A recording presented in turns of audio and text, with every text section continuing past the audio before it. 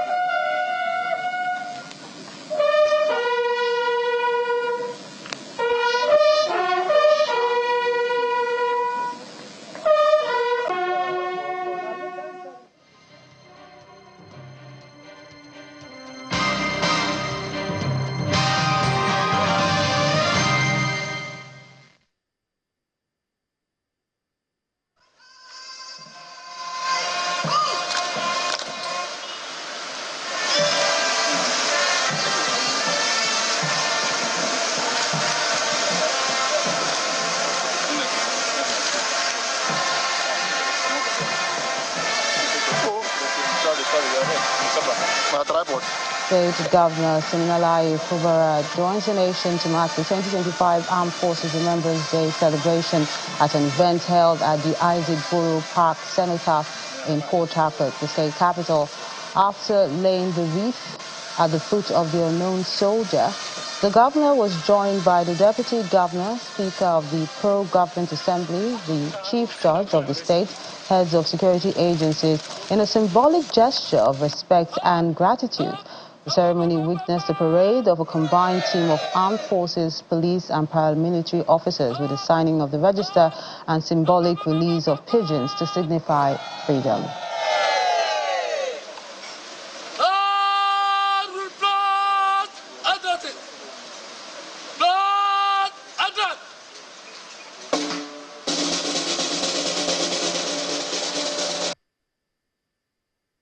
In Rivers State, we have fulfilled past promises to the Nigerian Legion, and we will continue to implement targeted policy and programs to improve their living condition. Furthermore, we will prioritize the inclusion of family of the fallen heroes in our social welfare and investment programs. May I also use this opportunity to call on the well-meaning citizens and private organizations to extend their support to these families, helping them overcome the economic challenges they often face. The government of Rivers State will make a pledge now, which is redeemable tomorrow, the sum of 50 million naira for only the widows.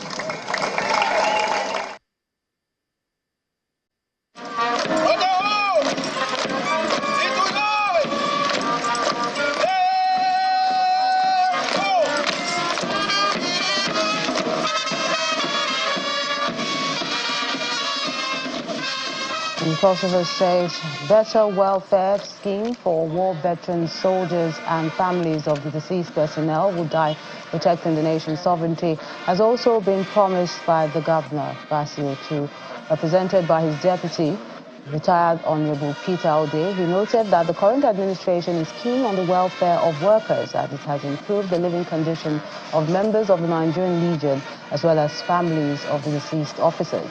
He called on all residents to remain patriotic and imbibe the spirit of oneness which has kept the nation united.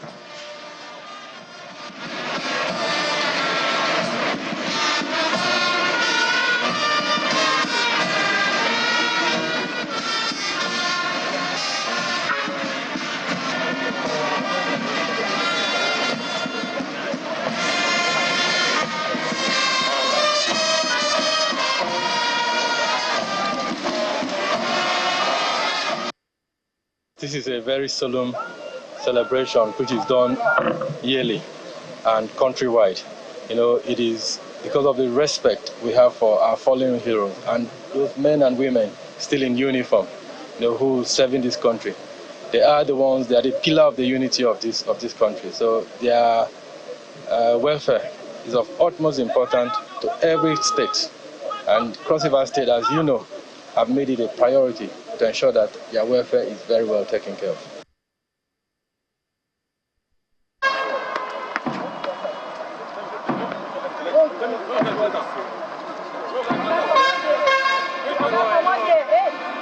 Sitting down to the cenotaph to lay a wreath in honor of the fallen heroes. Tomorrow glowing tributes and leaf rain, this time from the governor of Edo State, Monday Okpebolo, who has hailed the patriotism, courage and sacrifices of fallen heroes in the Nigerian Armed Forces, ascribing the nation's unity and peace to their sacrifices. Acknowledging their contributions, Governor Okpebolo said this occasion was a solemn one as it reminds all that people pay the ultimate price for the freedom currently enjoyed today. He asked all Nigerians and Edo residents to honor the memories of the deceased by ensuring that the sacrifices of the fallen heroes are not in vain. The Deputy Governor of the state. I believe that they have served this nation, and Nigeria will continue to remember them for what they stand for. I pray that their soul rest in peace, and God will grant their family fortitude to bear. I believe Nigeria is united because they laid their life for this country. Nigerians have been asked to avoid anything that will lead to the death of security operatives as they discharge their constitutional duties of defending the nation's territorial integrity. The Akwa Ibom State Governor, Pastor Moeno, made the call at a ceremony to mark the 2025 Armed Forces Remembrance Day in Uyo, the state capital. He highlighted the importance of the sacrifices made by the fallen heroes and also announced a donation to widows.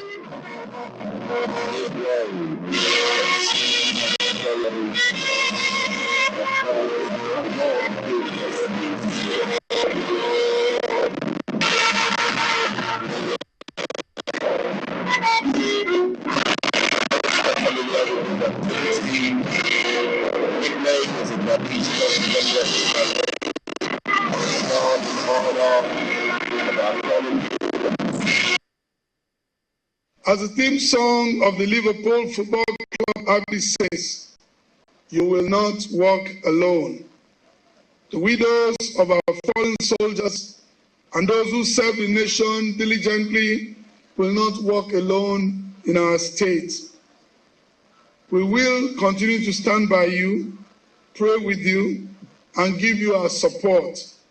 It is on this occasion, therefore, that I am announcing the sum of 150 million naira to be given to these women and to be disbursed promptly and accordingly to ensure that they carry on their trade.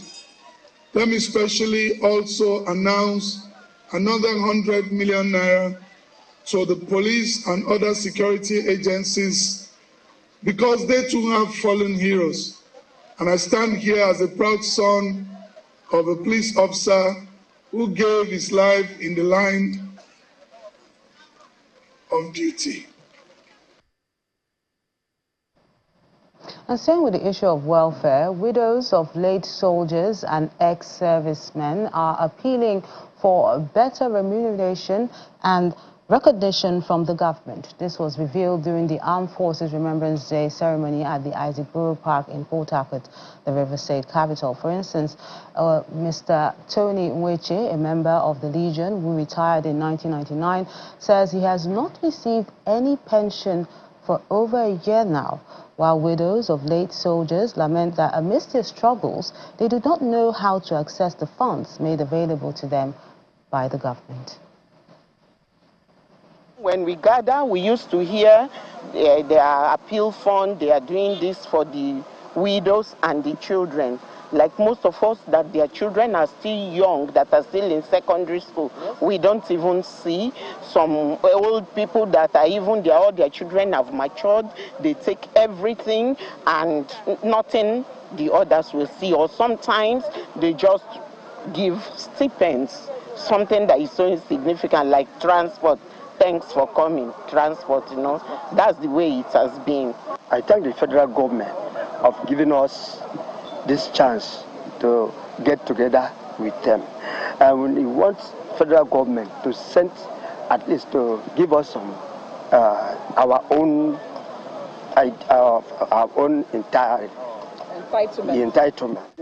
For over some months now, 6 months, 1 year, we have not been given our dry salary. Reacting to this, the Director, Veteran Affairs Directorate, Defense Headquarters, Major General Ibrahim Salihu, says the issue of wages should not lead to protest by veterans. Speaking on our breakfast program, The Morning Brief, Major General Salihu explained that no payment can be enough, as serving in the force is a high-risk profession which takes patriotism and sacrifice. It's beyond just the issue of those who died within the country. We are talking about even the First World War. That is when the poppy, which is here, it came into use. And then instead of 11 November, we are now using the 15th of January for our celebration peculiar to Nigeria all after independence and the issue of the civil war that we had. So it sometimes brings sober reflection, but at the same time give us hope that the citizens actually care about us. The force is about patriotism and that you wish to sacrifice for your country. So it's a very high risky job. We're not saying it's better than any other job. Every job has its own hazards, but this is high risky job. So you are serving for the little that the country will give you. We are not saying that an increment will not be good for everybody, but that it is not the focus. The issue of remuneration shouldn't be an issue that will put our veterans in harm's way for them to be on the street protesting. It shouldn't be like that. You shouldn't allow those kind of things to happen, especially when you have a military pension board. So it's advisable that those who are saddled with the responsibility of taking care of this aspect look into it tenaciously and ensure that such payments are disbursed at the right time. A major breakthrough has been recorded by Operation Delta Sanity 2 in the fight against sea piracy and kidnapping in Bayelsa State. Following a credible intelligence tip-off, operatives launched a decisive raid on a suspected criminal hideout. The task force carried out a coordinated dawn raid on January the 11th, targeting a known camp for sea robbers and kidnappers in Brass local government area. Security forces also dismantled the camp, recovered arms, ammunition, identification documents, and other incriminating items. Those pirates, sea robbers, as well as kidnappers, use the assaulted camp as an encampment from where they launch their attacks on the innocent seafarers. Prior to accessing the camp on the day of the assault operation, we had an exchange of fire for over 30 minutes with the criminals before they succumbed to our superior firepower and took to their heels. Upon successful arrival at the camp, the assault team arrested one male, aged 25, and one female, aged 29. The female is alleged to be the wife of the pirate leader. The two suspects are currently under our custody. I make bold to state that the deactivation of the pirates/sea robbers camp, as well as the arrest made and the recovery of the enumerated weapons, is a testament to the Nigerian Navy's resolve and commitment to drastically reduce maritime-related crime within the country's maritime domain to the barest minimum. I want to also use this opportunity to warn other pirates/sea robbers, /kidnappers, crude oil thieves, and other criminal elements operating within Nigeria's maritime environment to desist from their acts of criminality, as the Nigerian Navy is poised to deal with them ruthlessly. From security to health issues now. As a way of increasing the database across primary healthcare center in Cross River State, the government has promised to invest heavily in the health sector. During the presentation at the Dan Achibong Lodge, Governor Bassir Otu explained that the newly introduced Impact Project will add to the feats already achieved through the symbiotic relationship between the state government and the World Bank. The Impact Project, funded by the World Bank, is set to reduce malaria, maternal and child mortality rates. In many healthcare facilities, outdated paper-based systems have made it difficult to provide efficient and timely care to patients. This has led to long waiting times, errors in documentation, and overall inefficiencies in the healthcare system. Accurate database collection for children between 0 to 5 years is essential for ensuring their health and well-being. This project primarily focuses on immunization for children under 5, malaria, pregnant women, training and sensitization of health attendants to ensure that facilities are accessible to those living in rural areas. The Cross River State government has received support from the World Bank through its counterpart funding on the Immunization Plus and Malaria Progress by Accelerating Coverage and Transforming Services Impact Project to improve the health sector of Cross River State. This is important because monitoring and evaluation cannot be made possible without making them digital.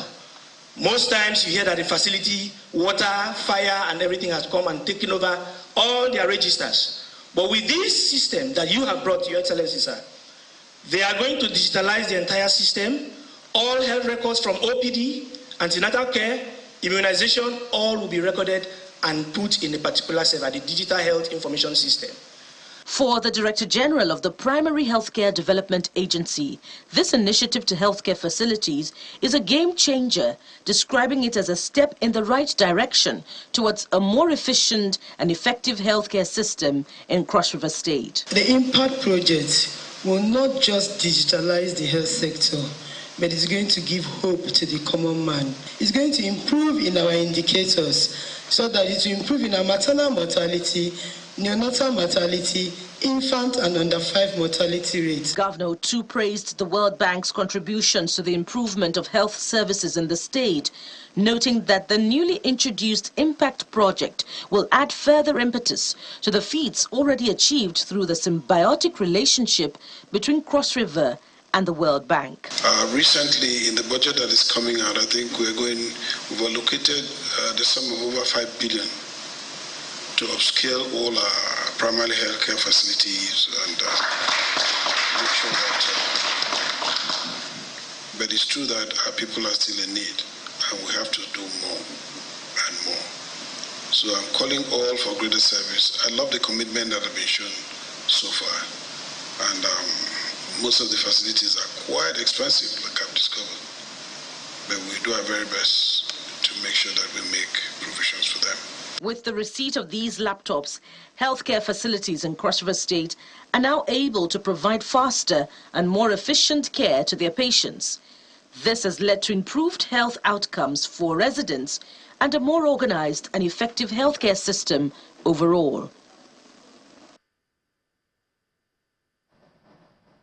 As part of efforts to improve citizens' registration and access to the federal government's social intervention programs, the National Identity Management Commission is training operatives on global best practices in data capturing.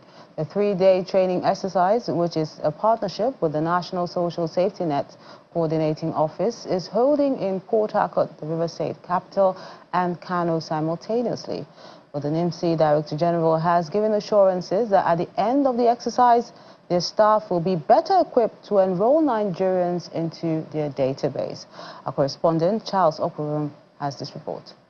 Okay, so, at times we need to be... This is a gathering of various operatives drawn from the National Identity Management Commission, NIMC, and the National Social Safety Net Coordinating Office, NASCO. They are in Port Harcourt, the River State capital, for a refresher program on the integration of the national identity number with the National Social Register. What we are doing now, this collaboration.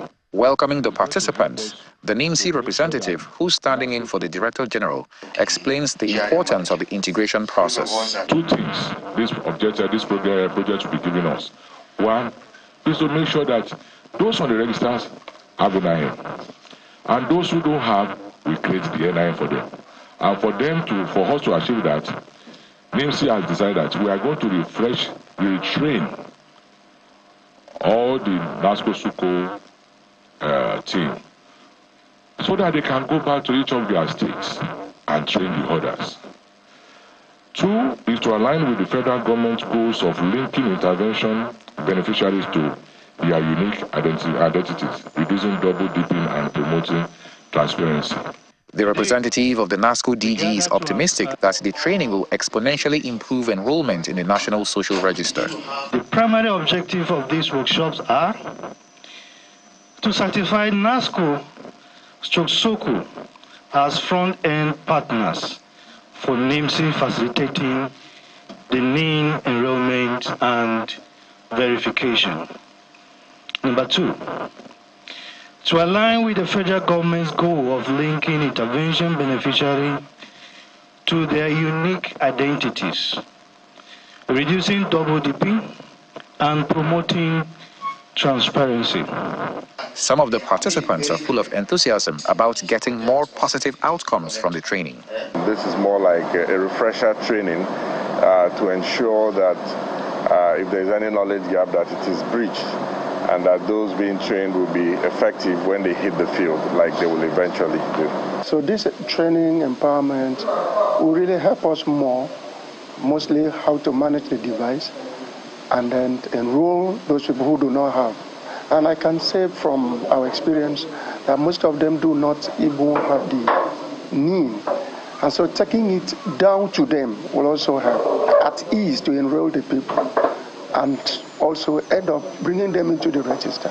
This 3-day training exercise is designed to boost the capacity of NIMC and NASCO to get more people on the social register, so those in need will not lose out on social amenities due to lack of documentation. Charles Okurum, Channels Television News. That's the program today. Thank you so much for watching. I'm Melinda Akinlami.